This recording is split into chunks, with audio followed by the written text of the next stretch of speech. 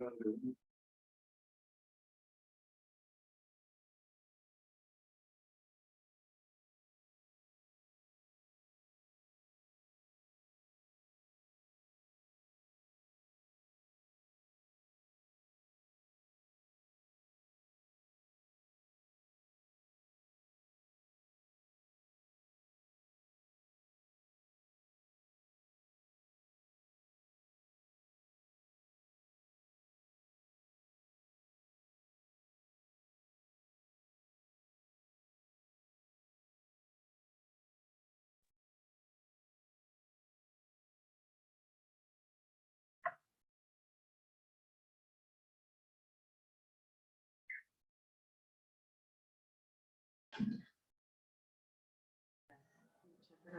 that part's not going to be recorded. But Okay. Ken, make sure you get that in your notes. There we go. Recording started at Got most of it. 5:07 p.m. And we discussed the minutes and approved them as amended, and we'll post the amended minutes after this meeting. All right, next item on the agenda. Emily, you wanted to review the open meeting law based on some of the emails that went back and forth, I believe. Yeah. Of course but in general, open meeting law states the rules and procedures for public bodies. Typically, email correspondence is just used for setting a meeting date and a location and some agenda items. There've been a couple moments where we've kind of touched on the edge of that, and not admonishing anybody. It's normal for this to happen when a new board is formed to get used to the rules. So what I've done is, where there have been email threads mainly about, here's a topic that we should put on the agenda and what does it mean, what are the questions around it, I've put that email thread on the website, so it's part of the public record for everybody to see. But going forward, if there's a specific question or an addition you'd like added to the agenda, reach out to me, Ken, and Alex, either individually or together. And I'm always available if you have any questions about the bylaws or what's coming up on the agenda. If you want to have an offline conversation with me as staff before the meeting, that is totally acceptable as well. And because this is a legislative process, it's okay to be talking about this process outside of the meetings. You shouldn't get together as a group and have a quorum form outside of the group, but if a neighbor or somebody approaches you, that's a little bit different than how the Development Review Board handles things. When the DRB has an application coming up, if somebody comes up and says, hey, I want to talk about that building that's on your hearing agenda next week, the DRB has to say, I'm sorry, I can't talk of that outside of the public hearing. Please submit your comments to the board for their whole consideration. So there is that key difference between a legislative process like this, or what the Planning Commission does, and the Development Review Board. Thank you, Emily. Thanks, guys. Always a good reminder, and it is very different than I think most of what people expect here. So, all right, so that's a good bridge to Ruben. You had sent an email, I think last time we cut off the end of the meeting a little bit talking about schools. And then we were going to get back to growth management a little bit. You sent out an email with a couple items you wanted to see added to the agenda. I think the first one was schools. So Emily has your email up here on the screen. Is there going to be a public comment period or just? Oh, right. Did we forget to do that? I did. I skipped right over that. Apologies. All right. I'll go back to public comment and we'll get to Ruben's email. All right. Anyone from the number of members of the public here tonight? Does anyone have any comments of items that are not on the agenda tonight? Anything they'd like to enter? Hi. And please state your name. Yeah, James Hiltz. I live at 487 Hawthorne Circle, and I've been living in Williston for over 30 years. And I'm a filmmaker, and I filmed that view shed many times in a few documentaries and stuff. But my concern is this parking lot that you mentioned, and it's 12 spaces. And I think that's, first of all, it's overkill, because if you go over to 5 Tree Hill, they have 5 parking spaces. And there's 52 acres there. I suppose I believe it's 15 acres now for that. And if you go over to the recycling center or the dump, depending how you refer to it, they get 150 to 200 visitors per day. There's only 6 to 8 parking spots there. So I think the idea of having 12 parking spots for this view, and plus it blocks the view because it's going north-south as opposed to going east-west. It seems like it's overkill. Mhm. And first, I don't even know why there is a parking spot there anyway, but the 12 seems way too big. So, Great, appreciate the comments. It is worth noting that the sort of the specifics of the shape and placement and size of that parking lot are probably going to be reviewed in the development review board as opposed to here. Right now, it's sort of conceptual at this level to approve the amendments that would be needed to our development bylaws to allow the specific plan that would allow these uses, but sort of the specific placement of the parking lot, the size of the parking lot, all of that is really more of a DRB issue. Yeah, I've given some thoughts to that because I think that question was discussed at the last meeting, how this could be handled. So part of the reason for the parking lot is to achieve the growth management score for sustainable transportation, where some parking spaces are available for EV charge or carpool, that kind of thing.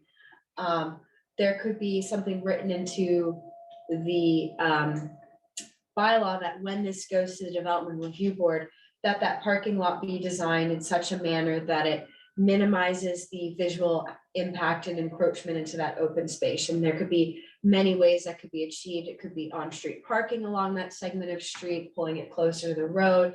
So giving them that direction and that encouragement that a discretionary permit, it's not going to be that U shape that comes far out into the open space, that they minimize and reduce that. But I think ultimately it would be the details of the configuration worked out at discretionary permit. I mean, even if there was if it was, like you said, it was going east-west and smaller, then just trees planted just to block it from the road. I mean, be on both sides if you want to block it from the development too. I mean, it just seems the whole purpose. One of the societies, oh, we're gonna have this open space and protect the view, and then you stick a parking lot in the middle of it, doesn't make a lot of sense. Understood. Mhm. Thank you. From the applicant's perspective, I would just state the reason why it's there was because we were asked to put something there. So we did. And as I had stated a number of times, certainly, as the applicant's team, but also in some other meetings, that I always expected that there would be some process for the town to decide how they would want to use the open space, and that we wouldn't necessarily want to prejudge any of the details of what that might be. And I think your comment today just sort of, underscores that there will likely to be a lot of voices that will have comments about, what's going to be in the best interest of town. So as we talked about the last meeting, if there's an opportunity and we can potentially move it, we'd be happy to do that. If the design of it is different than this semicircle is better, we're more than happy to do that. If there are other considerations, we're more than happy to do that. So, but it's there simply because we were asked to show something. Yeah, Brian. And then with the growth management piece of it, providing the parking spaces that are required to get our 6 points in transportation. When we get to the plan updates, there's a new parking lot too that would make Yeah, I the was old one independent of that. just noticing But that. but that's new information today. So Yeah. previously, though, it was part of the consideration was growth management too. So. Yeah. All right, other comments? Anyone online? Debbie or Bob, do you have any comments of things that aren't on the agenda tonight? Think we're okay? All right. So Ruben, getting back around to your email, do you want to just clarify your concerns or questions about the schools first? Yeah, I think this is something that, you could see the details there on my email, and I was specific that, make this a public document because of, I think we had an incident before that where, we want to make sure that it's in the public eye, that it's really, this exchange is in the public eye.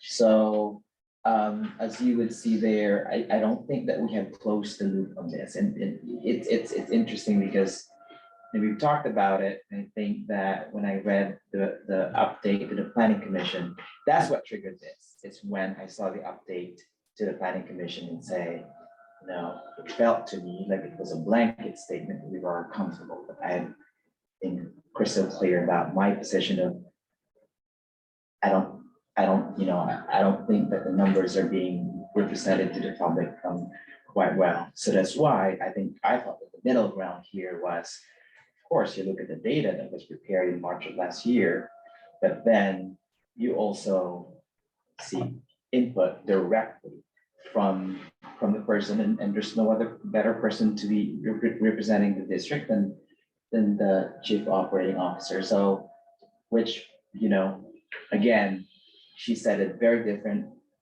tone against the report. So then people are caught. Where are we to go then?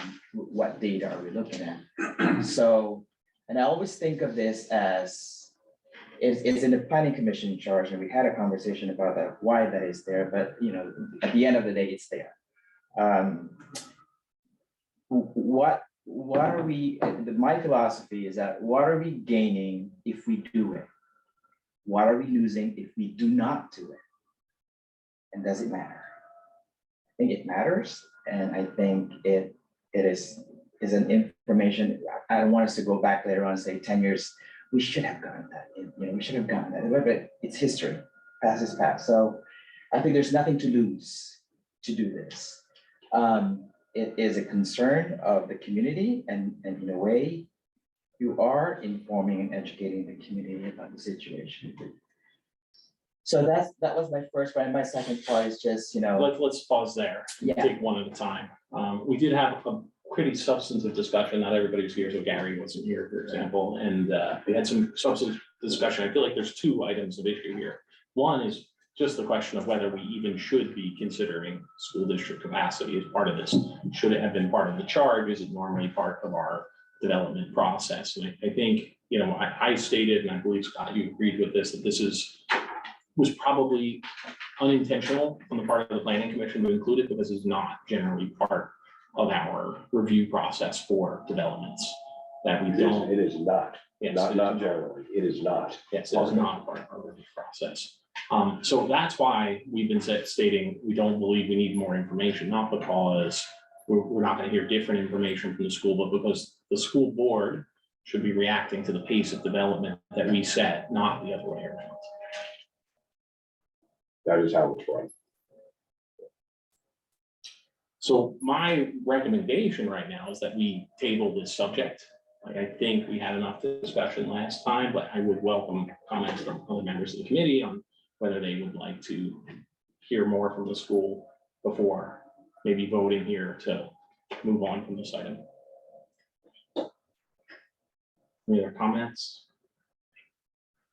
Yeah, my only comment would be, I don't think it should be included. I think that's something that the board should agree on or disagree on or vote.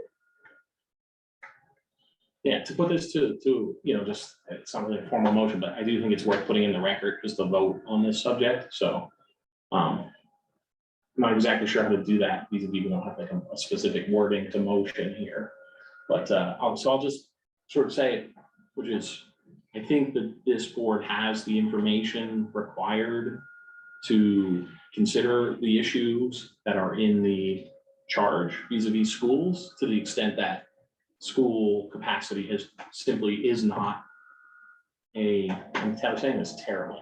School You're doing capacity is fine. not a You're doing consideration. School capacity is not a consideration. So I believe we should table this discussion and move on to other parts of the charge at this point. I'd like to take a vote. All members in favor, say aye. Can I ask a question? Sure. When you say table, what my ears hear is we're gonna put it aside, And- Permanently removed. and yet we're voting on it. as opposed to what I think I'm hearing you say now is, let's vote on whether we want to accept the information we have now as meeting the charge. So I would just ask that that motion be clarified exactly what it is you're doing. So I wouldn't want, if the idea is we're going to put it to bed, let's make that clear. If the idea is we're going to come back to revisit it, let's make that clear, just so that there's no misunderstanding later on. That's a good point. Thank you, Ken. Yeah, that is a very good point, and my intention with that was not temporary but permanent. Like, I think we have the information we need. I think we've discussed this to the extent we should be discussing it, which is effectively this should not have been in the charge. And so I'd just like to take a vote of the members here to see who agrees and disagrees. My vote is based on, I guess you're telling me and staff is saying like, this is not, doesn't fall, like, we wouldn't do this normally. So I guess like, that's, if that's the statement of how this works, it would inform how I would vote. Yeah, Okay, so if that's true, then And I would, mhm. yeah, I'll vote. Would it, I mean, would it, Emily, would it help if we did a quick draft of a Motion. motion? Yeah, we can do that. And what charge item number 4 does says, and this is related to the growth management schedule, seek research and data from Fire EMS Department, Public Works, and the Champlain Valley School District. So we did seek research and data. We used their recent March 2022 demographic study. Yeah. Yeah, and that's the. Well, why don't- So, okay, can I just say something?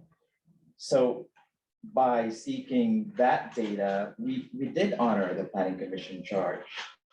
But we're just seeking another set of data, which is not against the planning commission. Is it just more of, A, is it gonna tell us the same thing? Or B, is it just inconvenient? Or C, we have nothing to do with it? So, but then we have something to do with it because we always see, we saw data from the March 2022. So that to me, the point is we are entertaining that point. I'm not sure I agree with that. I think that from my point of view, it shouldn't be included within the consideration of this proposal with this development. And simply because it's not included in any other part of the development process, if it was to go through the development review board. And to inject it into this, which is a similar process, really changes how development proceeds in Williston. You're determining how things would get developed with a whole nother set of parameters that does not occur at the DRB level. Yeah, I agree with Well, Scott. this whole body committee is extraordinary anyway. This does not happen every, Well, this is part of the bylaws. Yeah, To be not clear, really. this is an ordinary course of business. It's not frequent, it's not frequent. but it Yeah, is that's what I ordinary. meant. But it is ordinary, Yeah, So, and approved and sanctioned by the bylaws. and this is where I see the short-sightedness of the processes, and if you could just allow me. So, this is gonna come up again in the public realm, this is gonna come up when the select board comes in, this is gonna come up, and so from a preventive standpoint, did this body do its due diligence that make sure that we have done every option that we can, because we know that it's going to come up, rather than let's just do it when we get there, after the fact. So, that's not what anyone's suggesting, and I don't appreciate that you're suggesting that we're sort of shirking our duties here. What we're stating is that I don't think I'm saying But that. I would also argue that the select board has absolutely every right to consider it. Just at this level, as part of the development process, it's not normal, not regular to consider school student levels as part of the development process. I'm just wondering, maybe, would it be easier to go back to the development review board and say, we're having a discussion, did you really mean to have that in there? Because it's normally not. yeah, to the planning commission. To the planning commission, because, Clarify the charge. yes, just to ask, we brought this up and it doesn't seem like it's normal. So, I think that's. because it does seem a little bit weird that we're deciding, okay, well, we're gonna go by that one, but not this one, and we're actually amending what they asked us to do, I guess, if we vote as you suggested. So I'm just suggesting maybe we go back to them and say, did you we had this discussion, we're suggesting it shouldn't be in there. What do you think? So we did that, we gave them a Oh. status update, because we're about halfway through, I forget which meeting that was, but we gave them a mid-project update. And we let them know that this and a couple other items in the charge, So you did- mainly about having like one-on-one contact with the select board, were kind of overstatements in the charge, that, and aren't gonna happen exactly the way they were written. Yeah, we And didn't explain ask the them school to data modify the stuff. charge, but we provided the feedback. Mhm. And no one brought up any comments that they were concerned. I feel more comfortable with that. Yeah, so we kept them appraised of this stuff, so it won't be a surprise when they get a final product from you guys. And does the charge need to be amended officially or no? No, I mean, I think we just need a motion to say we've satisfied the portion of charge item number 4 specific to the schools, I think. Because there are other items in charge item number 4. He satisfies. Yeah, I'd say motion to find that charge number 4's item. Is this satisfied across the board if we saw it, fire, EMS, et cetera, or do we need to say specific to schools?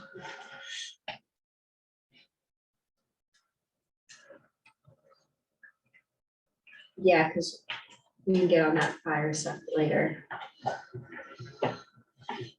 I think this is good. So you want to make this motion? I'll make the motion to accept this as written by Emily. Second. 30 seconds. All right, I'll take a quick vote. All the ayes? Aye. All the nays? Nay. 1 nay, 5 ayes. 5-1, Ruben, if he's opposed. You can take your notes, Ken, as always. Yeah, Ken, I'm gonna just copy and paste that and email it to you, so you Thank you. have that for the minutes. Thank you. I know this is an item that is a particular passion to you, Ruben. I don't want you to feel sort of shut out of the process. but not at all. I just want to make sure that we're continuing to move along. And this is a place where we spend a lot of time on discussion for something that is sort of outside of scope. All right. 2 other things that you had, Ruben, are specific to the design of roadways and the common land. Would you be okay if we reviewed those as part of reviewing the updated site Sure. plan we're about to see? Sure. Great. Okay, so we'll move on from Ruben's email into a continuation of discussing this site plan vis-a-vis charge item number, I believe it's 3, which is growth management. I just had a quick question. Sure. I had a couple, I reviewed the last time I wasn't here, but I had a couple comments on that. When would be an appropriate time to? We're bouncing into that right now. Oh, okay. So, Well- would you like to see the revised plan first, or do you want to open with your comments? Well, they're pretty quick, I think. I have 2 comments. One was related to the efficiency stuff, and I think Terry mentioned this a little bit.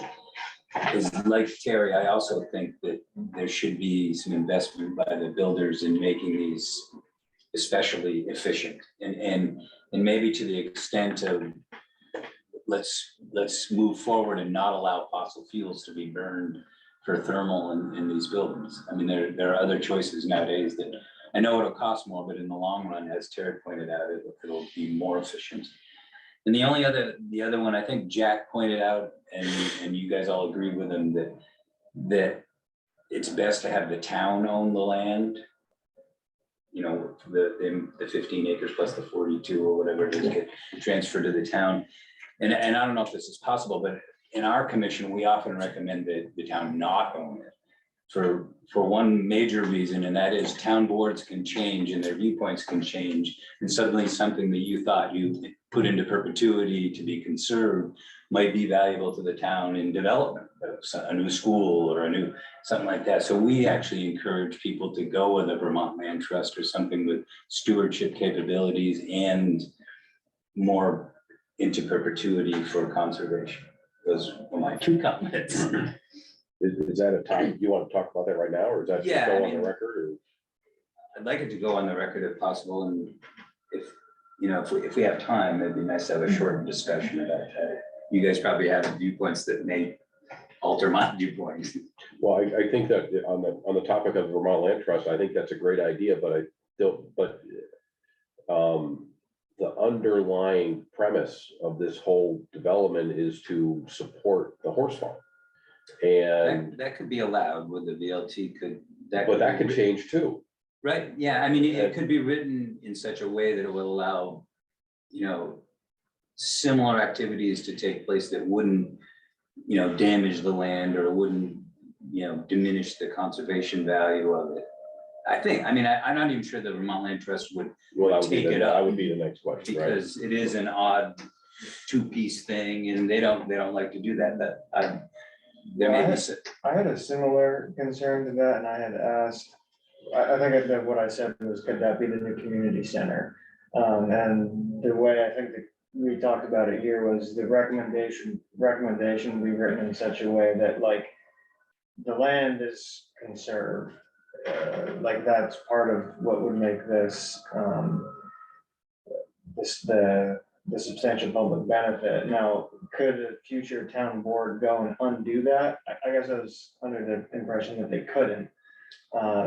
So I was sort of satisfied with that approach. If they could change it with this select board vote, you know, that's beyond what I would know if they can. Well, I would tend to agree with you, and that's kind of how I understood it as well, is that the land would go to the town with a conservation easement on it, with the, you know, the legal language that says, can't touch it. It's open in perpetuity, but then the local control about who can use it, meaning the horse farm. Yeah.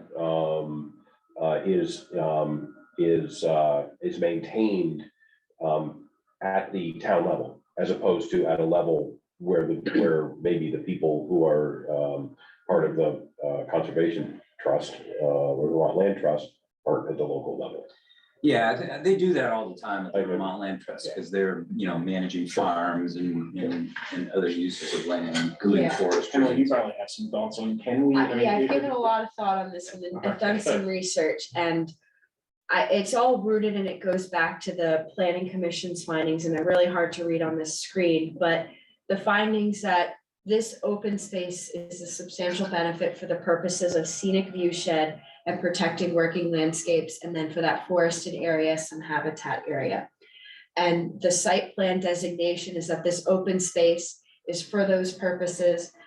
When it gets to discretionary permit, we can have our attorney craft the language that how the deed restriction or the irrevocable offer to the town, however that is legally structured, is that the land maintain those aspects. Could the town in the future put a tree nursery or, you know, a berry bushes in the open space as working landscape and still preserving the view shed?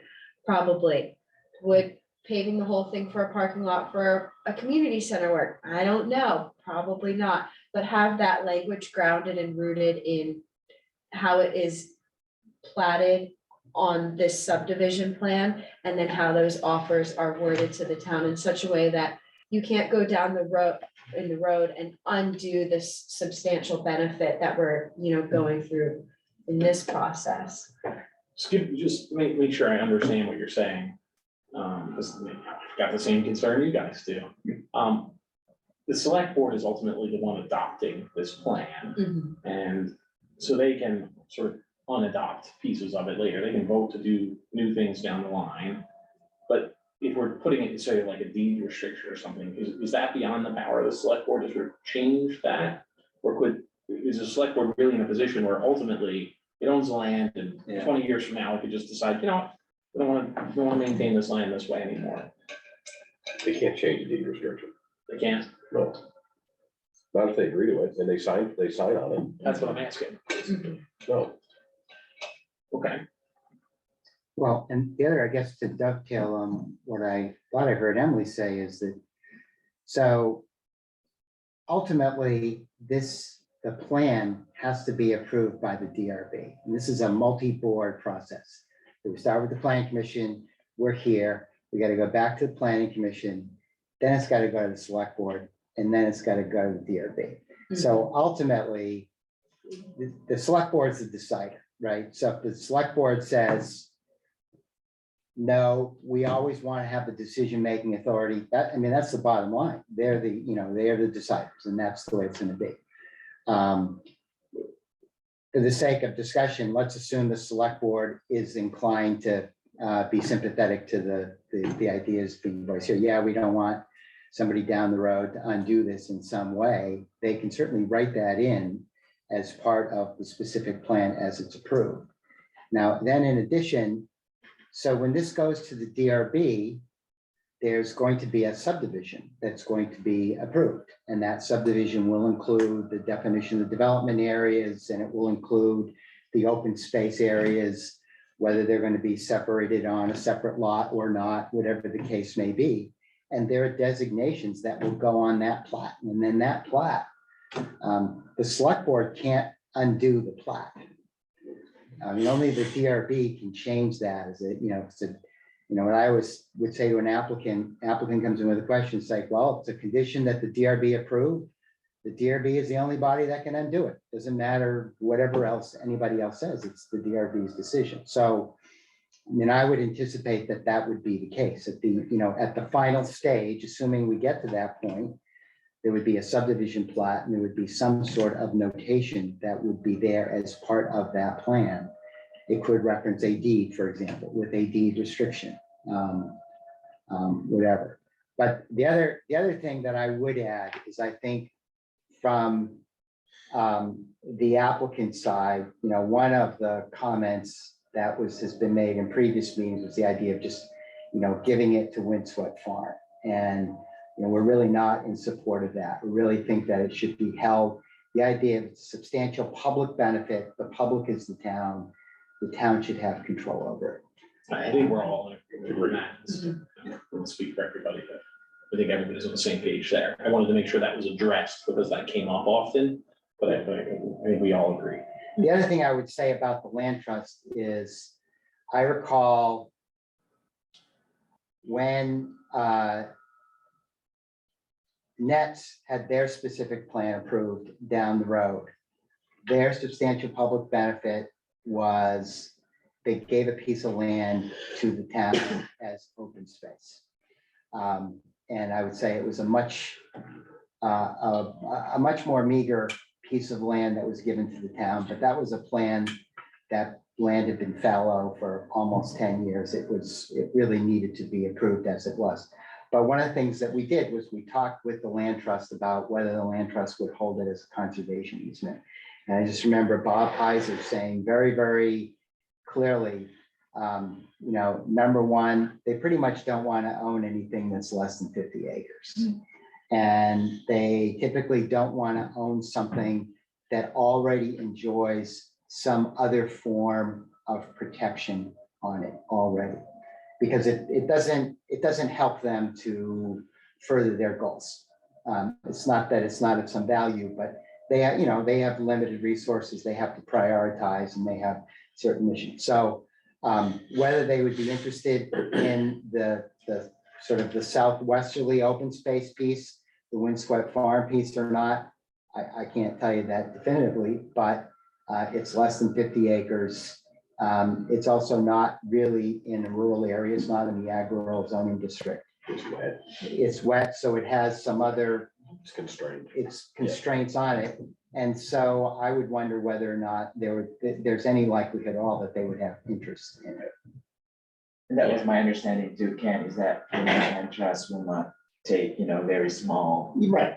Yeah, I think staff raised the same concern.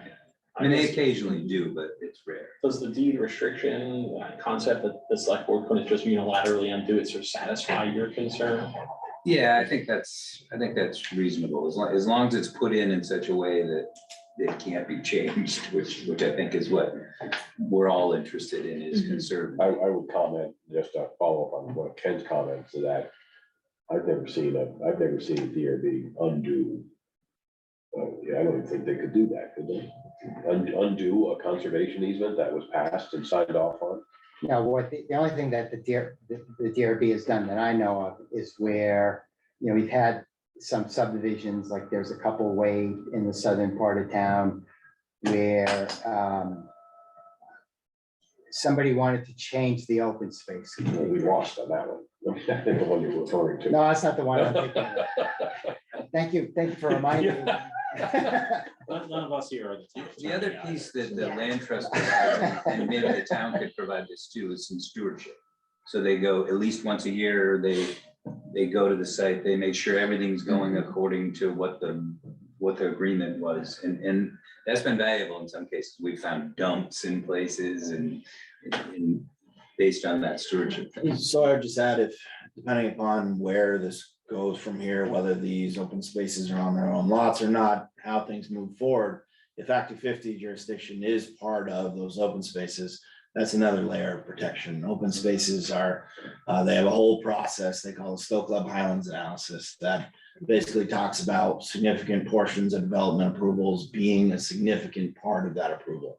In undoing those things, basically going back and developing open space is not generally allowed. There's a whole bunch of legal stuff that goes into it, but if these parcels are pulled into 250 jurisdiction with the residential pieces, that would be a significant layer of protection. And I think we shouldn't hinge this, a future discretionary permit approval upon Vermont Land Trust. But what's gonna be transmitted to the planning commission, ultimately select board, is there's gonna kind of be like. That, well, first of all, the charge has the accounting of options of allowing the continued use of Windswept Farm. And in there, you could talk about, consider Vermont Land Trust, and there's gonna be these list of, side recommendations of.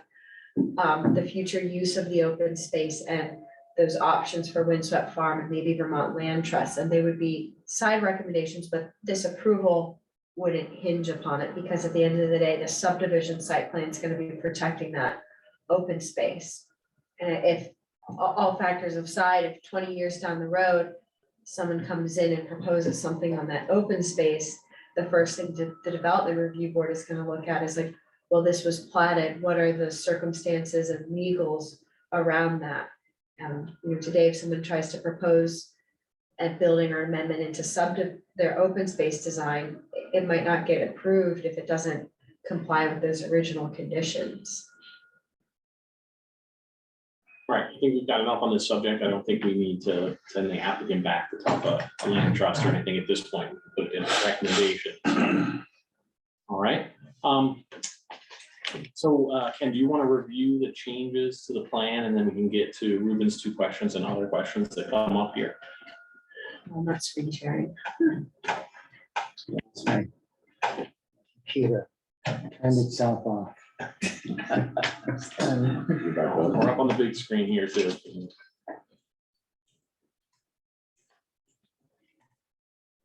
There we go. Okay. So this is a revised plan that we submitted. This was ahead of the last meeting or since the last meeting, Brian, since the last meeting? This is brand new. Yeah, Since the last- since the last meeting. Yeah. And so one of the comments from other town departments, there was some commentary that came from both fire and public works. And suffice it to say, they weren't in supportive of the emergency access route. And so, there is a town bylaw requirement, no more than 40 dwelling units access from a single point. And so we were able to find enough space between those 2 proposed roads. I think it's roughly 300 feet, Brian, I think is what it is. Correct. So we could do this sort of horseshoe type, an oddly shaped horseshoe, but a horseshoe-esque configuration of a road, which gives 2 points of access onto Old Stage Road. The more southerly point of access would still be in alignment with Wildflower Circle, which would be something that Public Works would want us to do, is to have those roads be lined up. So, we're still showing the path which would connect, going from the southerly development area that would connect up to where the road access comes in from Mountain View Road. We talked about the parking area up of Mountain View Road. That's not really a change. So those would be the places where I would start right with that. Now, we've also eliminated that there was a small development area on Old Stage Road, may recall, and the board didn't really have any love for that. We've eliminated that, so that's no longer there. That means, among other things, that the proposed open space for the view shed is essentially increased by roughly 50%.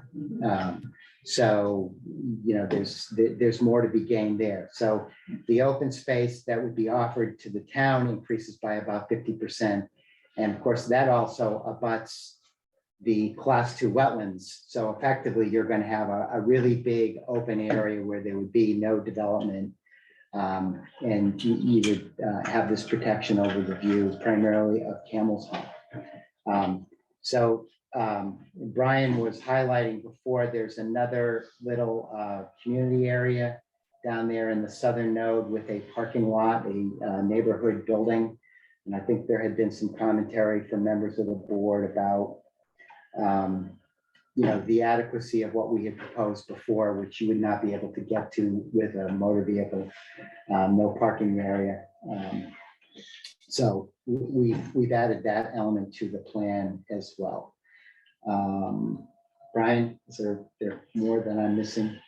We moved the community garden closer to the northern neighborhood and rolled the rec path out.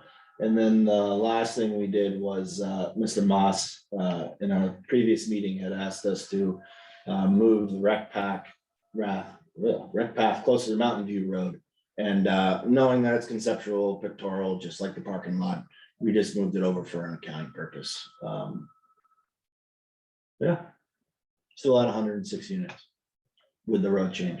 106 units, same unit mix of 39 triplex units, 50 duplexes, 3 single-family condos, and 14 single-family lots, totaling 106. So with this road reconfiguration, we were able to just reorient the units. So no loss, no gain. Great. All right, I'll open it up for comments, questions. Just a detail that Mr. Moss did not ask for the path we moved, however, it was discussed and suggest that by moving it, we also get the benefit of being able to be hayed, which is something to be able to keep it clear, which is going to have to happen anyway. The grass is going to grow there, can grow tall, and by making it available and allow space for the tractors to move without causing any hazard to people on the walking path, that will essentially do the two birds, one stone kind of thing. So it's just to clarify that he didn't ask, but it was a discussion that where you all agreed that it would be a thing to consider. Thank you. And Ruben, do you want to ask your questions here? Yeah, and I sent my email after this was made available. So now you have 2 roads outlet onto Old Stage Road. And then you have 1 outlet onto Mountain View. So this one right here, sure, it intersects with Wildflower, but this one here would be like the other neighborhoods there on that side where it just spills onto Old Stage Road. I don't know, I'm still thinking, I guess, because We can it come had back a to you if different, you want to. and I had a different mindset, you know, in terms of, you know, the possibility of, I think I brought that up in my email, common land, neighborhood common land, which sets back properties from the road. So Emily, you maybe, I think Ken touched on this, but maybe you could touch on it as well in the public works standard for the number of houses on a single access road, which is kind of what's driving this, right? Right, so it's a bylaw standard that there be no more than 40 units on a single point of access. Public Works and Fire, and we'll get the formal fire memo to you guys for your next agenda. Preference is to not change that bylaw standard.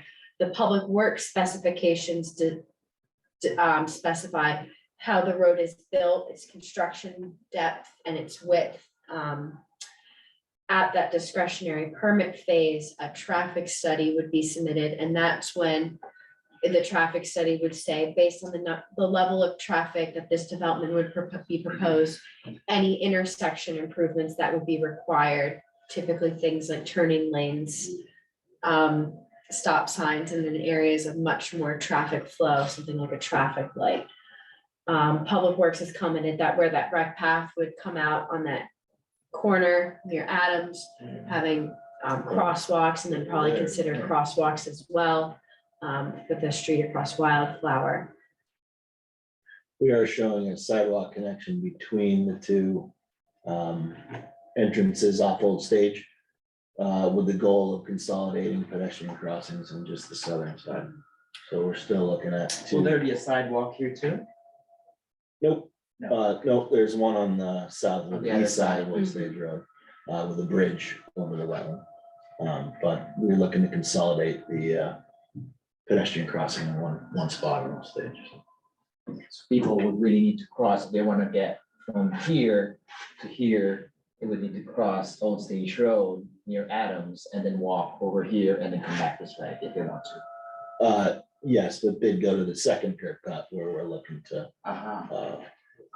Well, somebody could also just go down yeah. that pedestrian You path can that we're also go proposing in there. So like, let's say, Yeah. you know, somebody were going down Old Stage Road, you know, the town eventually builds the sidewalk that it wants to build along, Mountain View Road, I misspoke.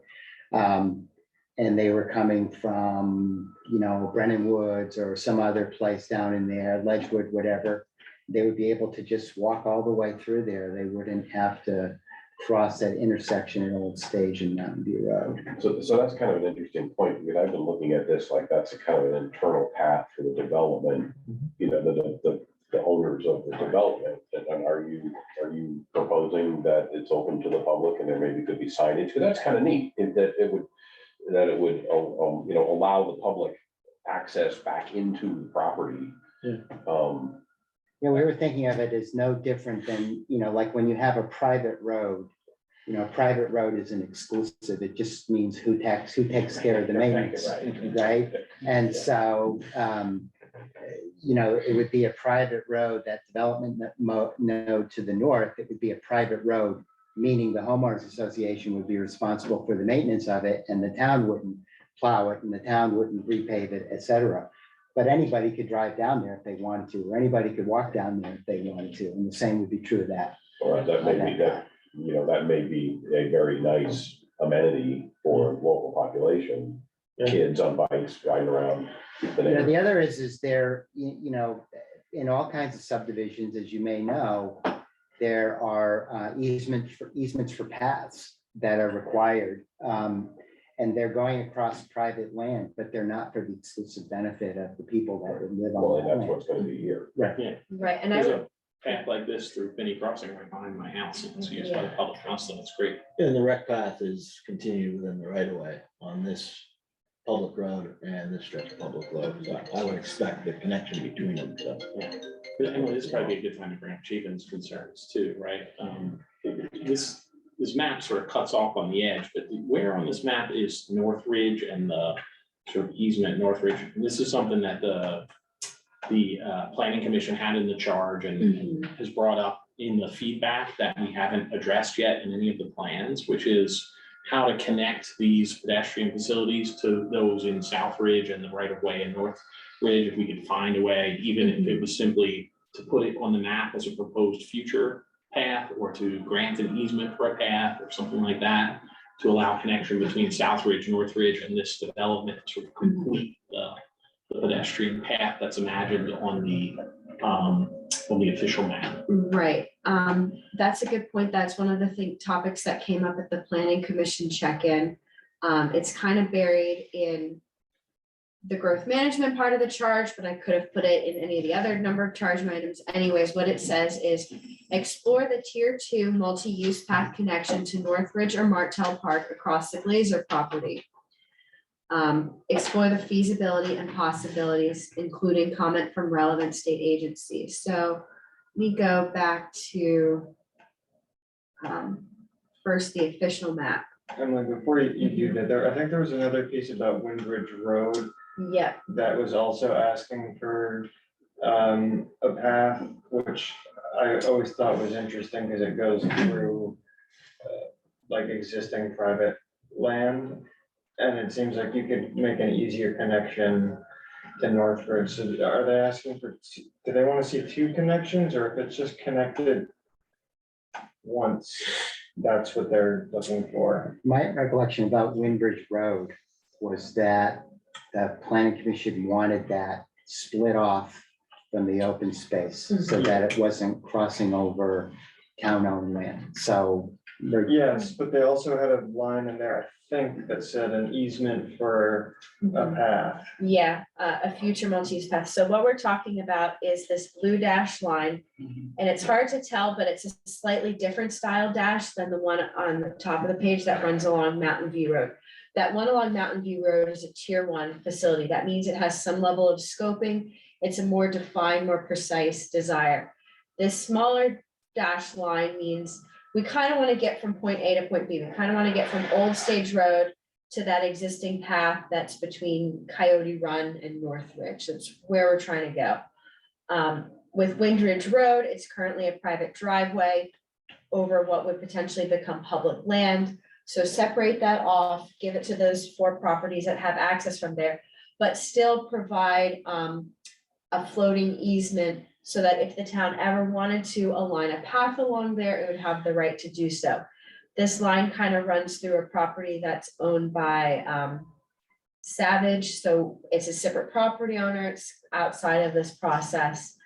Northridge, this is the whole east side of Northridge. And it's a wetland.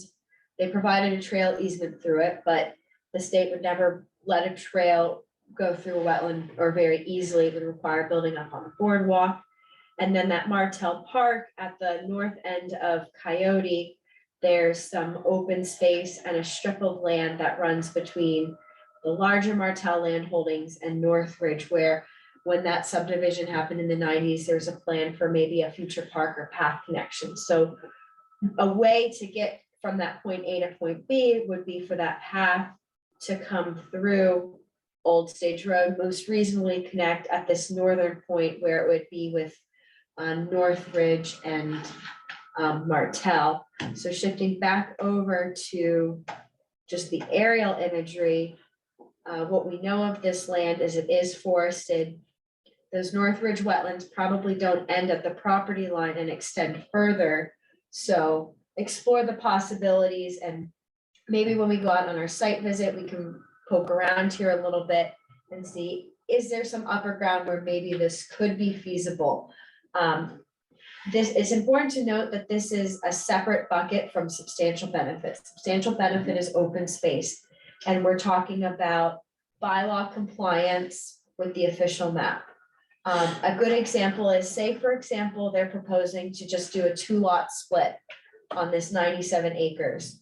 And we were to say about that 1,400-foot multi-use path on Mountain View Road.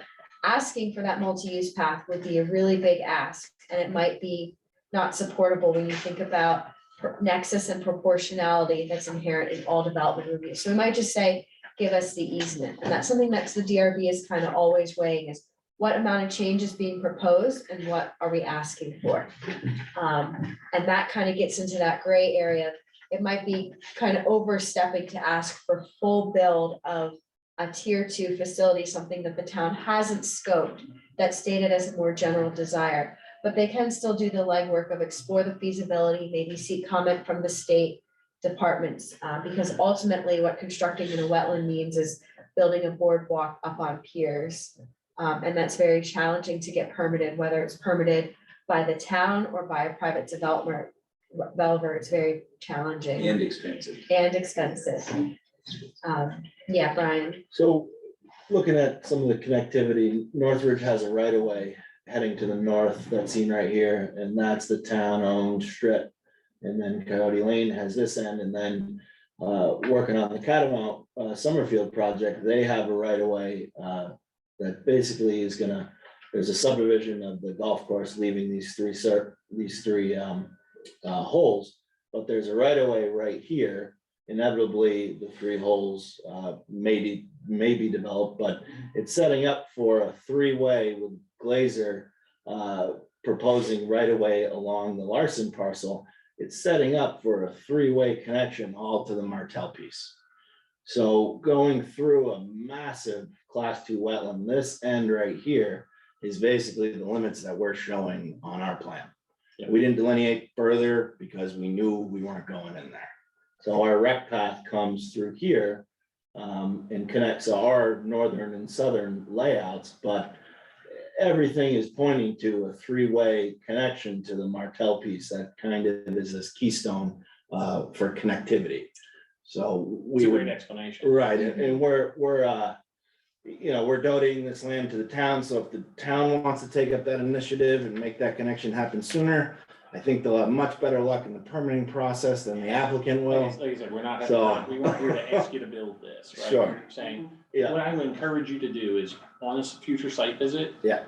Be prepared to talk to that. Okay. And sort of show it, and I would encourage you, when you do come back to the select board with this, if this passes through this committee, be prepared to sort of present that, maybe draw that out Okay. on a map like this, because I know that this is an issue that's come up numerous times from the planning commission. Yeah. And if they're like, hey, they thought about this, and there's a reasonable plan for this, I suspect it'll be an easier discussion. okay. Alex, you have a question? Yeah, sorry. No, I just wanted, I would just emphasize that this is a very important thing to handle. It's out of the purview of this board, but of this meeting, but when you're talking about Summerfield, Northridge, the Glaser proposal, as well as all the connections by virtue of motor vehicles already, all those dwelling units, I think that a consideration of how to get over those wetlands and having people able to walk is going to be a very valid initiative. Absolutely, I think it'll be a wise investment. Yeah, it's a pretty big major part of the town plan. Yeah, The and additional that's, I mean, map. it's a pretty big deal, but I think it really needs to be approached and considering how the right of ways and so forth work. So we had a comment from someone. Brian's laser pointing. So just a brief summary for the folks on Zoom. That Northridge right of way is planned right here. Catamount, its current boundary runs along here. These are the 3 holes that would remain, and they have a right of way that would kind of go in this direction. The Glaser multi-use path would run kind of along this tree line-ish. And they're planning to have a future road right of way going in the Larson parcel in this direction. So the Martell piece is the keystone in the middle is right here. Whether that connection would loop around this way or come through the trees, this proposal keeps all of those options open.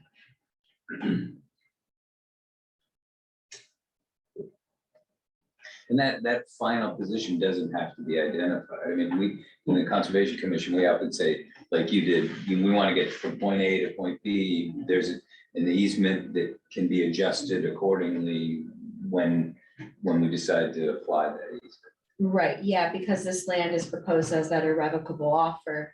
I don't even know if we'll need to have Yeah. that floating easement. That would be, the legals would be determined by the attorney at review.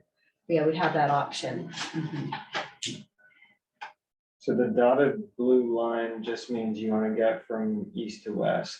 It doesn't really care how it happens. It just says that direction's important. Yep. Right, yeah, we kind of want to get from this existing path in Coyote to the existing path on Old Stage. And, you know, in hindsight, drawing the town plan or the official map, maybe we should have looped in a couple options, but I think Okay. kind of is what we're working with, yeah. Sounds good, thank you. Just drawn them around the wetlands. All right. It's a floating easement through the wetlands. Literally. That's it. All right, so why don't we bring back up the site plan? Are there any other questions, concerns about the sort of site plan design as it is today? Its growth management score? Just a fundamental question. If a specific, forgive my ignorance of this topic. If the specific plan triggers an amendment to the bylaw, is that a permanent amendment where other people are gonna have, It's or it's an specific. exceptional? Yeah, it's like this plan is allowed to have these other rules I apply see. to it, but that rule doesn't then apply to everybody, if that's what you're asking. Yes. Right, and it wouldn't apply to other projects on this property, so say this plan goes away and some other development were proposed, then that bylaw change wouldn't apply. It's only to this site plan. And only specific to this specific plan. This plan. 5 years down the road, another specific plan comes up, they can't say, oh no, with that specific plan, you amended this, and we're gonna use the same sort of. They can't do that. Correct. Right. Okay, all right. So just, so when the next specific plan was approved, the way we dealt with it is there's a paragraph in the ARZD zoning district that specifically mentions the land use parcel for that property. And it says, basically it amends the range of uses that are allowed on that property. But it specifically mentions the tax parcel ID number for that property. So it only applies to that property. Whether that technique would be used here or not remains to be seen. Another technique that could be used is right on the zoning map, you could write frame around this parcel of land and say specific plan, you could either give it a name or you could give it a number. And then there would be specific, whatever the specific restrictions or rules that would apply to this would be signaled right there directly on the map. I mean, that's an approach that I personally, like, simply because you look at the zoning map all the time, whether you're a potential applicant or a neighbor, whatever, and it would say it right on there. Someone would go, well, what does the specific plan mean? And the staff would be able to answer that question, lickety split, but there'd be no ambiguity about whether somebody could do it down the road. Mhm. I had a question about aligning it with wildflower. So you had one of the neighbors comment at one of these meetings about not wanting it aligned. And so several of you said someone by name wouldn't allow it. But I guess I need to understand why aligning it was important. And then now that we have two outlets, if it's a safety issue, which I assume it is, having two outlets, what are the safety concerns around that? I can take that. So you want to align any intersection you can. The biggest thing for it is safety. Turning movements at a four-way intersection historically are always safer than if they're misaligned. We want to get these two intersections as far away from each other as possible. The minimum, the Williston regulations actually rely on state AOT standards that the minimum spacing for those two curb cuts is what's called a minimum stopping sight distance. So for a 35-mile-an-hour road, which is old stage, the minimum is 250. So we're holding 300. But I want to make these as far away as I possibly can. So we got a football field in between them. Now we could get that width extended if I moved this curb cut further to the south. But in my opinion, that's not going to outweigh the safety concerns of having them aligned. And I think Public Works would agree. What's Without- I move don't want that? to speak for them, but Could you move that northern one farther to the north? I gotta fit a stormwater pond in there, Okay. but 300 feet is a good distance. Yeah, Okay, thank you. you're welcome. And the last thing, what are your thoughts on having a common land in front of? Yeah. Old stage? How big is this? Yeah, and it's tough to see on our scale plan. We're at 100 scale here, but this setback along Old Stage Road, the requirement is 25 feet. So that's not from the road, that's from the right of way, but it's 25 feet. This unit right here is the closest, and that one's at 40 foot. This one is at 70 and this one's at 80. So we're required to hold 25 and we're basically double the required setback in the worst spot, triple in the other two spots. And then the stormwater pond is being proposed along the road as well. So we're holding back as much as we can while keeping the density that we're desiring. Typically, there's no landscaping that's required along a front yard setback for a public road such as Old Stage, but we would be amenable to Planting street trees actually might be required along this end of Old Stage, possibly. But we would be amenable to providing some landscaping within that front that normally wouldn't be required. Street trees would be great. Right, street trees will be provided. The only place where street trees could vary would be along Mountain View Road. The Yeah, DRB can waive the requirement for a scenic vista. So driving on Mountain View Road, wanting to be able to see the mountains. Right. And I think what Ruben is talking about, and I'll share the street view, is Southfield less so and Wildflower more so. There's a bit of a setback between Old Stage and the first couple of homes. Looking through the permit records on these, when you think about the town's map view sheds, it's from those higher points looking towards the east, towards the mountains. And I think the Wildflower configuration was to have the homes set back a little bit more when you're looking eastward in that view shed. Whereas in this location, we're kind of south of the view shed because of where the open space is proposed. Which is also showing you where the view shed alignment is. So that setting those houses back in Wildflower Circle was designed to try to protect that view shed of Camel's Hump that you would get from Mountain View Road, which is really, it's sort of angled off of Mountain View Road. I also have some recollection that I think it's the first house or two down, I forget the name of the street down there, the subdivision to the south there, that there's a restriction there in the subdivision that limits those, or at least one or two of those houses to no more than a story and a half. And it was something that Matt and I had discovered by accident, and it was because all that predates either of our, time with the town, but again, it was part, yeah, right there. And there was at least one house, there may have been more than one house, but again, it was about that sort of angular view shed of, getting towards Camel's Hump.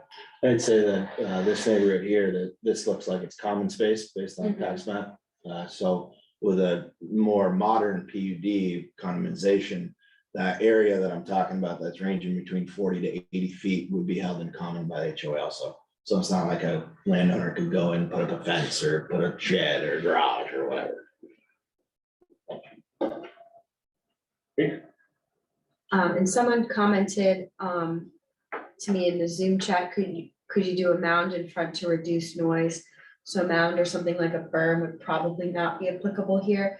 Typically, the bylaw requires those when there's a change in intensity of use, like an industrial abutting a residential or a lower density commercial type use. Okay. Any other questions, comments for the applicant on the site plan vis-a-vis growth management? That's really what we were ostensibly talking about here. Energy efficiency, affordable housing, housing choice. We covered all those earlier. Got into neighborhood space. Scott, I know you had concerns about the community building and the neighborhood I think space. seem to have addressed that, bringing it into the loop and making it a lot more accessible on a year-round basis. That was my concern with the other layout. Is that if they had to snowshoe to it in the middle of winter, it might have been a little more difficult to use. So now they can just trot through the snow. Okay. And then the other items in the charge were building paths and trails, which is, the points for, we already talked about Mountain View Road would be required. And the tier 2, we'd definitely love to see you guys just present how you thought about that tier 2 plan as part of the packet you put together for the planning commission. Neighborhood design and sustainable transportation were the last 2 items in growth management. Is everybody comfortable that we've addressed all of these with the plan as designed today? Or do we want to ask the applicant to change anything else? Any other comments or concerns? So my only thing was, as I referred to earlier, is the energy efficiency item where, I still think there are opportunities for some kind of efficiency. I mean, getting something solar ready, in my opinion, is not a big deal because the landowner, the house owner has to pay for the solar. Solar degrades over time. After 20, 25 years, that benefit is diminished considerably. So I think any kind of increase in insulation, different fuel sources that wouldn't involve fossil fuels are at least worth short discussion. I had asked a similar question, and I think Ken advised that basically the homeowner can choose to add any of those features they want, so it's not like you get the minimum that's being scoped. If somebody says, yeah, when this is being constructed, I want to have this higher standard, you can do so. It's not, I guess, mandated because cost, but so I think it's worth the cost yeah. because of the long-term payback on it, but. Yeah, I mean, the issues are, this is vis-a-vis growth management and getting the score Yeah. above 50, and unfortunately, our current We're about 50. plan, well, we're above 50, but more importantly, what I forget what is VEIC, whatever, extreme Yes. code, that is the only thing we award points for in growth management, and nobody except one single house subdivision has ever even proposed to meet that. So Emily, unlike LEED, which allows innovation points, Mhm. I'm just wondering is there any room for that kind of thing in the town? And like an innovation might be, we'll go non-fossil fuel for thermal.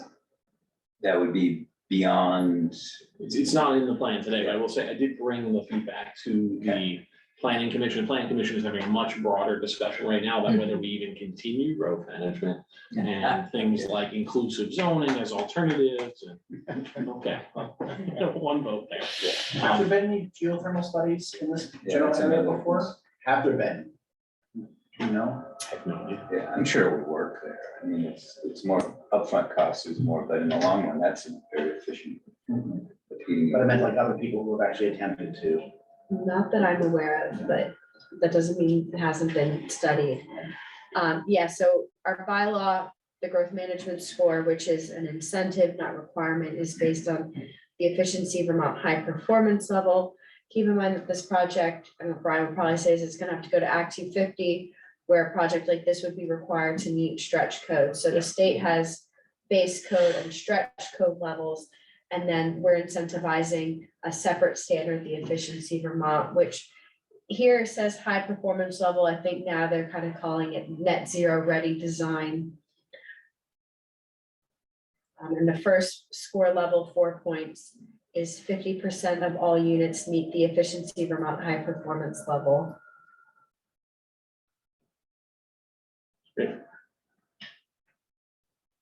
One other thing, just to clarify, I think we've agreed on this as a group, where we're gonna call community garden as neighborhood garden, right? I just want to make sure that.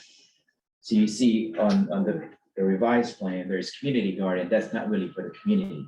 It's We'll make- for the- Yeah, We'll make sure, we label that. right, the way I you- had, Yeah, you these had little neighborhood ones here, that are yeah, yeah, neighborhood. yeah.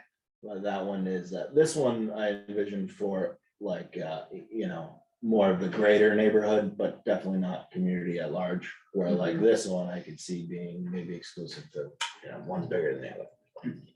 Thank you. I think we've put growth management to bed then. So it sounds like the next steps on this are just review the rest of the charge and also schedule a site visit. Could I ask a question? Yeah. And this goes back to what we were talking about earlier, and Ruben asked the question about schools. I want to make sure that there's no ambiguity as we get further on down the road. So if the committee is satisfied that we as the applicants have addressed the charge for the growth management, I guess I would like some sort of closure on that, so that there's no misunderstanding down the road. And I don't know if that's, if the committee is open to that or not. I don't know how much more closure I can give you other than maybe a straw poll here. A straw poll. So we're game for that. I think the only area that I still have it isn't a concern, it's a question, and it's under sustainable transportation, which is based on the parking lot, which is drawing some ire from different people, positive and negative. So I don't see that question closed yet.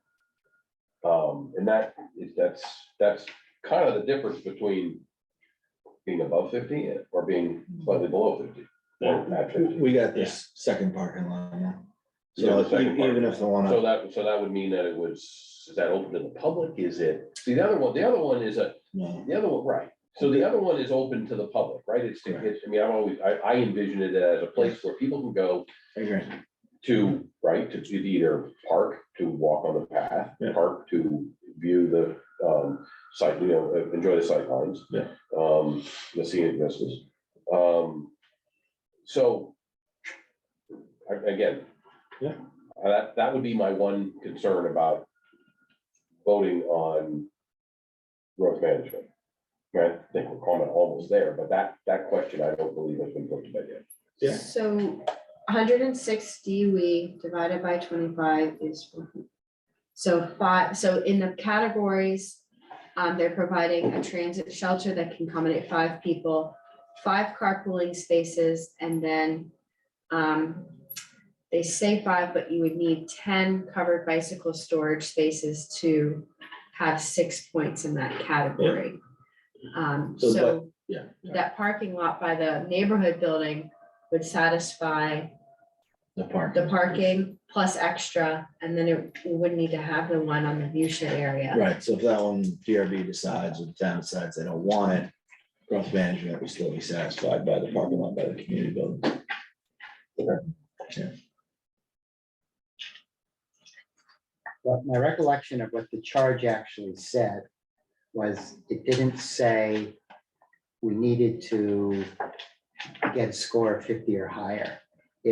My recollection, and I'm trying to find my copy of the charge. I think it was a desire. It says- It's like, see if we can do it. Finds it Right, I mean, this feasible. whole process is outside of the scoring process, Right. right? I mean, it's, That was the part where I was yeah. saying we're asking That's for specific- relief on specific some of the plan. growth management piece, but not all of it. Yeah, we aim, it says, achieve a competitive score of at least 50 points. I find it feasible that it should. So trying to stick to the spirit of that. It says the applicant, staff, and committee shall discuss ways in which the subdivision can improve its growth management score. And then the sentence before it says the planning commission finds it feasible for a subdivision of this size and scale to achieve a competitive score of at least 50 points. Yeah, we have it up on the screen. And then, right, and then the applicant, staff, and committee shall discuss ways in which the subdivision can improve its growth management score. And I would say, I think we've done that. And Agreed. You gotta get back in front of the planning commission, and when it's not 50, and if you come back and say it's 46 instead, because we decided to throw sustainable transportation out the window, you just have to defend that. Okay. Right, but I don't think anybody has thrown it out the window, as you pointed out. Yeah. There's 2 No, I options think now we can- to meet that requirement. We're a little flexible how we meet it. Any other comments on that, on the sustainable transportation? Okay. All right, why don't we do a straw poll here, just because I'm not even sure what the motion entails, because we haven't talked about the rest of the chart. But, all right, just straw poll the members here, like who is satisfied that as designed, this community is shown tonight meets the spirit of the charge vis-a-vis growth management and optimizing this community. Just, I'll go around. So this is a here. non-binding straw poll. Non-binding straw poll, we can go one at a time, like Ruben, you wanna start, how do you feel about this Can I plan? abstain? Sure. Okay. Okay. Yeah, I mean, I think, yeah. Right. That's.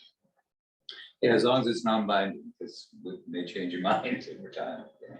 Yeah, I think Ken's looking for a little more assurance that we're not gonna come back and change our Yeah, minds, because well- the next stage of this for them is to start to work with staff to draft all of this, and that's gonna get expensive and complex. And so I think they're looking for some assurance. So if we're not comfortable, if we're hemming and hawing, and there's something that's still on our minds about this, I think we owe it to the applicant to tell them, so we don't surprise them when they start doing the really hard work. Well, if I could back up, because last time you had mentioned you wanted to do a straw poll on the substantial benefit piece. And so, sort of my hesitation in answering is, I was thinking kind of about that. It's like, well, it achieved the 50 points, you know, but ultimately is, do we want to also ask that question, because the applicant is, like you said, they need to, if we just vote on this and keep going down the list, do you also want to consider your other question? Or do you want to go around and vote on this one? I'm trying to just give the applicant some comfort as to whether this one is put to bed. I think those are two separate issues, the size and scale of the public benefit vis-a-vis this plan. If we're gonna ask them to change the plan, let's ask them to change the plans, we plan where we want it. If we're saying, hey, we're pretty comfortable with this plan, now let's debate whether it's worth the benefit. That's sort of the question too. Okay. So I would ask a little bit of a clarification, you know, you're, on one hand, you're saying straw poll, and on the other hand, you're saying we want to give the applicant an assurance. Not assurance, comfort, I said. I think it's Okay, it's two different things. You know, I think, you know, as long as it's a straw poll, I think, you know, everybody, you know, can vote the way they feel. Yeah, I'm hearing a lot of like, I'm not even sure how I want to vote, so I just want to raise it that if people still have concerns, let's get them out as opposed to straw polling. Right. Lisa, how are you feeling? Yeah, no, I'm feeling it's pretty close to 52, so. Same, I feel pretty good about it. I feel the same. I feel pretty good that we've sort of tackled growth management as it comes to the charge. Growth management, being very specific to that. Does this help you, Ken? Does that give you what you're looking for? Or are you looking for something more from this committee right 2, 3, 4, He's counting votes. 5. now? I only count 5, and Ruben abstained. we're staying. Kyle said yes, Lisa said yes. Oh, Gary, I said yes. Gary said, I okay, mean, that's the one. Thank you.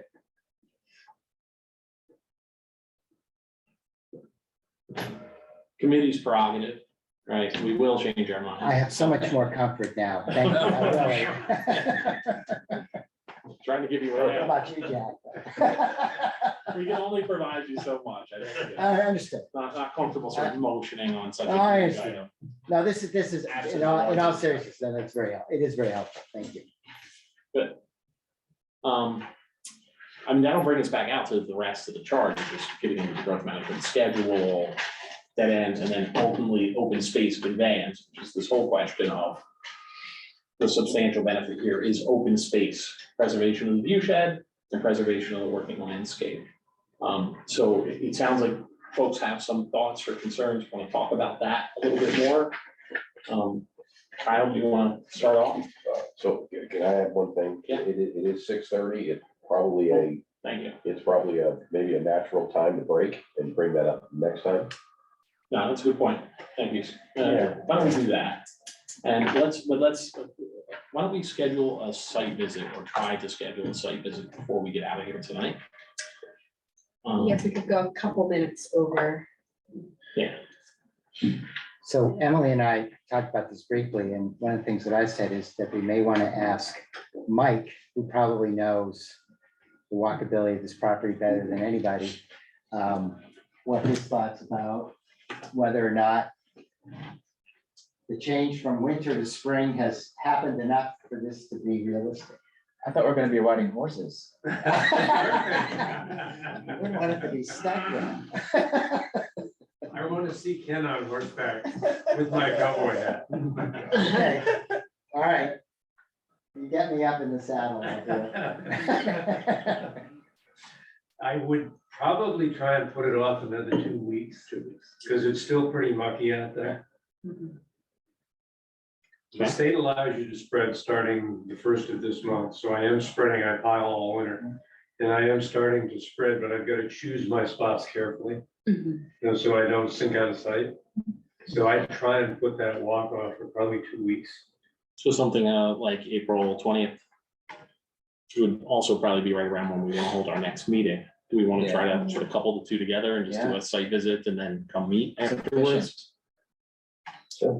Yeah, I don't know how much time you'll have left. I think when you do a site visit, Yeah. it's gonna take at least an hour and plus. Yeah. In my opinion, when we There's a do. lot of land to Yeah, cover. yeah. Okay. Yeah, I think it would be helpful to think about like the logistics of what are the sites we want to see? Because I just kind of draw it on Google Map. If we were to walk the potential multi-use path loop and the cul-de-sac and then the Mountain View Road path alignment, that's, and background, that's like 1.5 miles, 2 miles. And that's not even including if we want to go in the woods a little bit towards Northbridge. I think it would be helpful if we had like plaques or flags in the ground, like this is where the neighborhood center is proposed and the end of the cul-de-sac and some monuments, so like we can see a site plan and then see where those things are and then walk in alignment. It probably would make sense to park at Windswept Farm if they're amenable to that, just thinking about parking and safety. And then doing it like earlier in the day. And I don't know if even if it makes sense, if it's like an open house and you go walk this loop on your own schedule and maybe Ken and Jack and Mike are available. Just because trying to make, like Carrie said, happen in an hour and a half if we're making stops could take a long time. Okay, I'm not sure if that gets us any more specific. Yeah, I don't know. That's a lot of. So, you know, Ken, thoughts on, Well, my thought would Timeline, we be, should first of get all, back. if it's gonna be more than just this regular meeting time and it's gonna be staggered over time, then perhaps trying to do that on a Saturday or Sunday might make more sense, because I'm assuming at least some of you still have jobs. We look at Or that young. it. Yeah.